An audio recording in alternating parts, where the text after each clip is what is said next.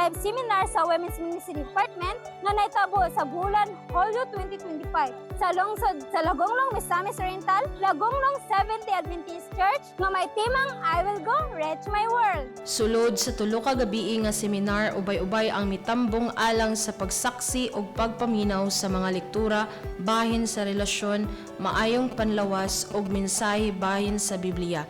Diin nakahatag kanilag sa labutan o desisyon nga mudawat sa santos nga bautismo. Adunay 16 kahamiling kalag ang midawat sa santos nga bautismo o gidawat nila si Kristo ingon nga personal nga maluluwas. Mapasalamaton usab kita sa grupo sa mga kababayenhan nga maoy nagdumala niini ubos sa buhatan sa atong district pastor, Pastor Ham Arellano. Magandang buhay everyone! Nining kahaponon among i-celebrate ang ikaupat nga adlaw o graduation sa among nahimo sa Women's Ministries Department diri sa Ambassador District under sa Cluster 4.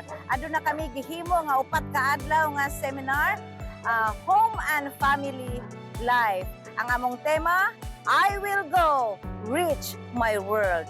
Mga kahigalaan, aduna kitay 16 ka mga seminarians nga nag-decide nga magbautismo niining mga kahaponon. So dako kaya mong kalipay nga bisan pa man mag-brown out, mag-ulan, apan sa gihapon ng among mga seminarians nagapabilin og nagbalik niining among venue diri sa Lagonglong SDA Church. So I hope na kaning mga kaigsuunan karon nga modawat sa santos nga bautismo mahimong lig-on ug madasigon nga magtutuo ug magpaabot sa pagbalik ni Ginoong Hesus. Apil kanatong tanan. Daghang salamat ang Dios mga panalangin. Mabuhay ang Women's Ministries Department. Karong kahapono na adiri kauban nako si Kuya Romeo, siya usa ka seminarian ani nga programa sa mga kababainhan na siya diri aron mapangutanan nato ngano nga nagpabautismo man siya o ngano iyaha manggidawat si Ginoong Hesus karong adlaw. Dunay nag-guide nako nga mo ka apel ko ni na programa. So wala lang nako ang mga diyay mao na diyay siya ang sinugdanan sa pagdawat kang Hesukristo.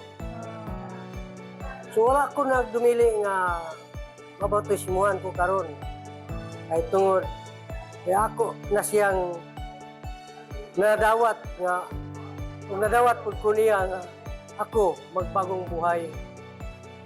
So, Nalipay ba ka karon? ako kayong kalipay nga nakapil ko ni ini kaya mausad kini nga mutudlo sa ako nga, sa pagbago nako sa akong kinabuhi.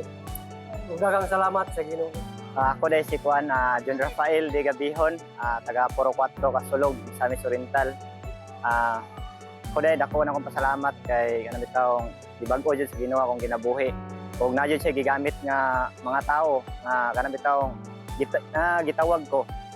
Usabod sila nga nahimo na akong dalan nga mabatunan ako si Jesus sa akong kinabuhi. In behalf sa Women's Ministry sa Ambassador District, gusto lang din ko magpasalamat sa kamalampuson nga nahimo nga crusade diri sa Ambassador District sa atong mga kakababainhan sa ato ang distrito. Thank you so much kay kung wala mo wala gyud mahimo. O gusto pa, daghan kaayo ta og i-nurture sa ato ang mga iglesia.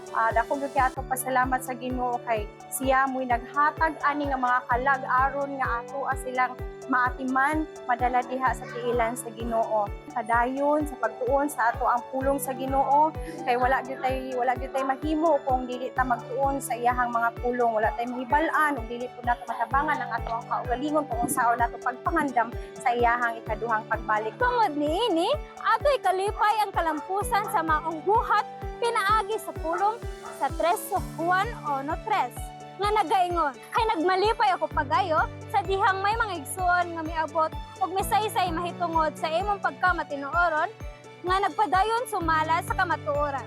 Ako si Kapaglaom Hazel ni Felisilda gikan sa Adventist Light Media News Update.